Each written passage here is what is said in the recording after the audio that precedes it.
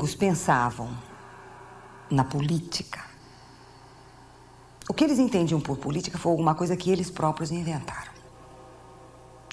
Isso não quer dizer que antes dos gregos, antes dos romanos, não houvesse o exercício do poder, não houvesse governo, não houvesse autoridade. Claro que havia, né?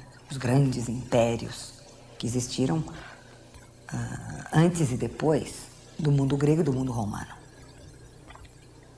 Mas qual era a marca do poder nesses grandes impérios antigos? A marca era a identidade entre o poder e a figura do governante. O governante era a encarnação do poder. Ele, como pessoa, encarnava nele a autoridade inteira, o poder inteiro.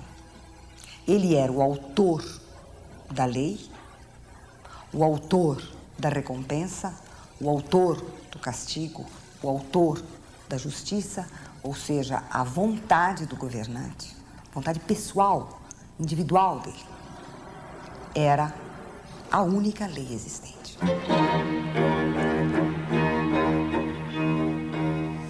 O que nós podemos dizer não é que não houvesse o poder, a autoridade antes dos gregos e dos romanos. Pelo contrário, a imensidão dos grandes impérios antigos mostra que o poder estava lá, né? Qual é a diferença, entretanto, dos gregos e romanos face a esses grandes impérios, a esse grande poder que havia na antiguidade? É que antes dos gregos e dos romanos, a característica do poder era a identificação entre o ocupante do poder e o próprio poder. Ou seja, o governante era o próprio poder. Isso quer dizer uma coisa muito simples. A vontade do governante, a sua vontade privada, a sua vontade pessoal, a sua vontade arbitrária, né, caprichosa, o que lhe desse na telha era a lei. E era ela o critério para a guerra, para a paz, para a vida, para a morte, para a justiça, para a injustiça.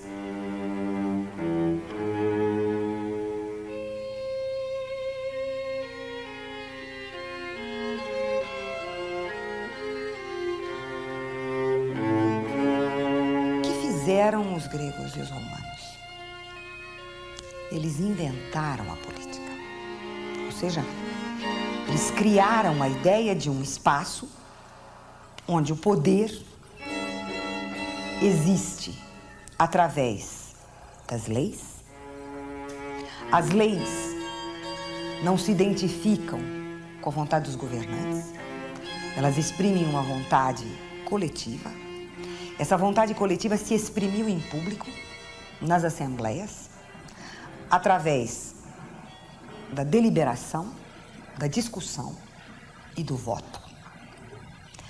Ou seja, os gregos e os romanos submeteram o poder a um conjunto de instituições e a um conjunto de práticas que fizeram dele algo público, que concernia a totalidade dos cidadãos e que era discutida, deliberada e votada por eles.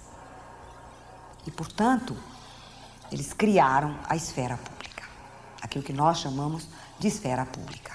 Ou seja, ninguém se identifica com o poder, a vontade de ninguém é lei e, portanto, a autoridade é coletiva, pública, é aquilo que constitui o cidadão. Os gregos puderam, e depois deles, os romanos, distinguir com muita clareza a autoridade pública, ou autoridade política, e a autoridade privada. E não por acaso, a autoridade privada tem um nome muito especial. Em grego, o chefe de família, que é aquele que detém a autoridade do espaço privado, né, e detém essa autoridade exclusivamente por sua vontade. A vontade dele é a lei. O chefe de família se chama despotés. E é porque a autoridade privada, a autoridade no espaço privado da família, é a autoridade do despotés, que é a autoridade absoluta de vida e morte sobre todos os membros da família, é que a autoridade no espaço privado se chama despótica. E os gregos diziam: quando a autoridade for despótica, o espaço público foi tomado pelo espaço privado e a política acabou. A condição da política é que não haja despotismo.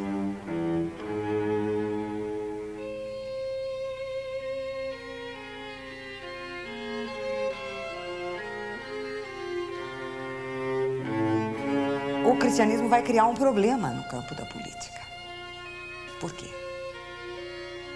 Porque se para os antigos era nesse espaço público que a ética melhor se realizava, no momento em que, com o cristianismo, o espaço público é recusado em nome do espaço privado, né? Do recinto, do coração e da consciência.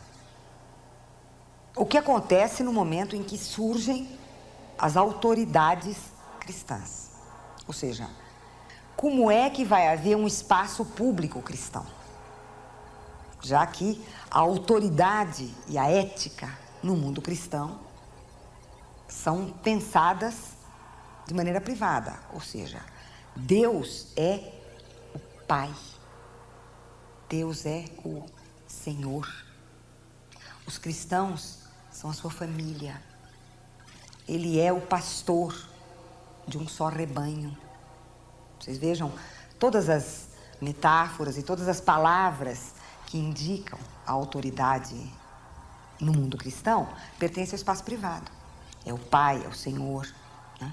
É o pastor, o rebanho. Como é que isso vai se constituir como um espaço público? Não há como constituir como um espaço público.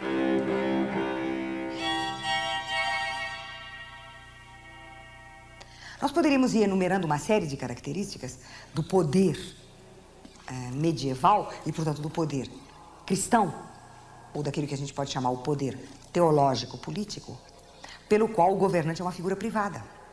E o espaço do poder é um espaço privado. E a ética é a ética da pessoa do governante. É ele que tem que ser educado para as virtudes, é ele que não pode ter vícios, é ele que tem que cumprir o dever, porque das qualidades dele dependem as virtudes ou os vícios, a felicidade ou a corrupção do reino. Não existe, portanto, a esfera política propriamente dita.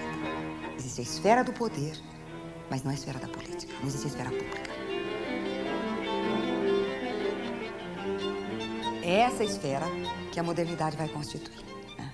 A partir da queda do antigo regime, da queda das monarquias por direito divino, da desmontagem do poder teológico político e do ressurgimento da ideia de república, né? Primeiro a república oligárquica, depois a república representativa, depois a república democrática, é que se reconfigura o campo público da política.